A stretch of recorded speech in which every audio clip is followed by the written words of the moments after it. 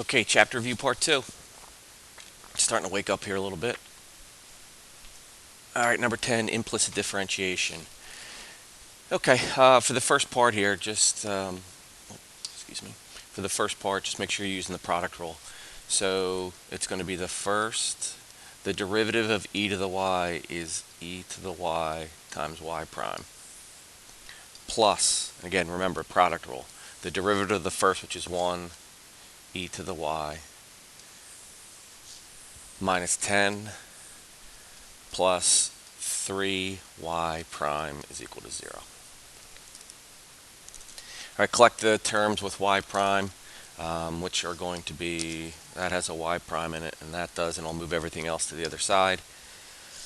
So x e to the y, y prime, plus 3y prime is equal to, move everything over the other side, so it's going to be 10 minus e to the y. Factor out a y prime. It leaves me with x e to the y plus 3 and 10 minus e to the y. So y prime is equal to 10 minus e to the y over x e to the y plus 3. And that is done. And again, with this problem, just be real careful with the product rule there for that first part. People usually don't do the product rule, they just do one derivative and then move on. All right, next one. Number 11. The one for number 11. Find y prime. So this is the second fundamental theorem of calculus. All right, so that's just a matter of plugging in x squared into, so plug in x squared into for t. So the derivative of this is going to be sine parentheses x squared cubed, and then don't forget to take the derivative of that upper limit function, which is going to be a 2x.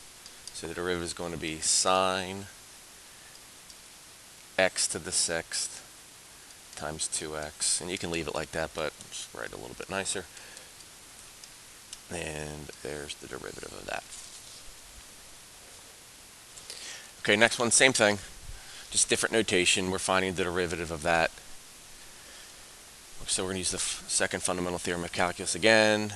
We need to flip it upside down and make it negative. So I'm going to rewrite this as d over dx and make it a negative integral from 0 to 4x squared.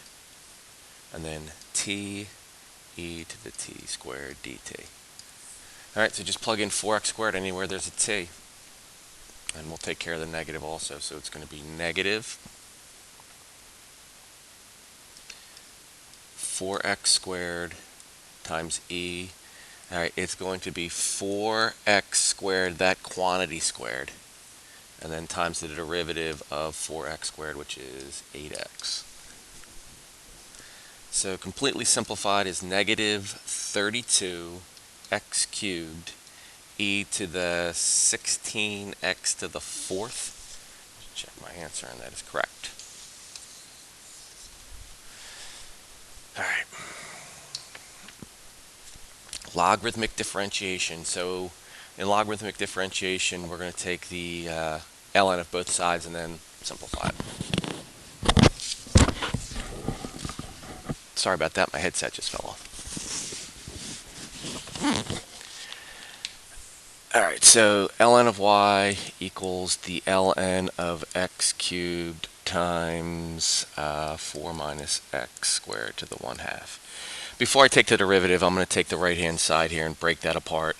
So the ln of y, using properties of logarithms, that's going to be the ln of x cubed plus the ln of 4 minus x squared to the 1/2. Simplify it a little bit further with those exponents on the right-hand side. So ln of y equals 3 ln of x plus 1/2 ln of 4 minus x squared. All right, and now we can start to take the derivative of this. All right, so this is going to be 1 over y times y prime This is just going to be 3 times 1 over x.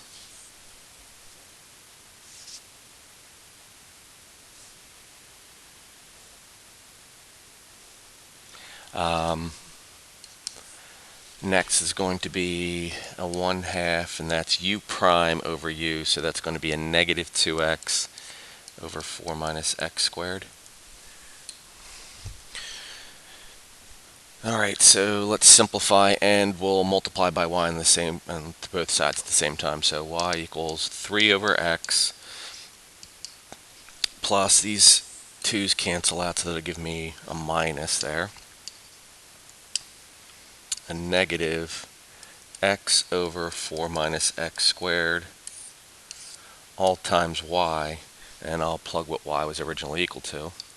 So it's 3 over x minus x over 4 minus x squared times the quantity of x cubed times the square root of 4 minus x squared. And I'm pretty sure on the test you can leave it like that. It doesn't need to be simplified. All right. Next one. Same thing, logarithmic differentiation. Take the ln of both sides. So the ln of y equals ln of x sine x. And I'll bring the sine out in front. So I'm going to have the ln of y equals sine x ln of x. And I'm going to have to use a product rule on the right-hand side. So 1 over y times y prime equals the first, which is sine x, times the derivative of the second, which is 1 over x, plus the derivative of the first, which is cosine x ln of x. And then to simplify that, y prime equals sine x over x plus cosine x ln of x times y, which in this case is, I'm just going to put that on the end here, x raised to the sine x. And again, you can leave it like that, and we don't need to simplify. Oh, oh my God. Time out.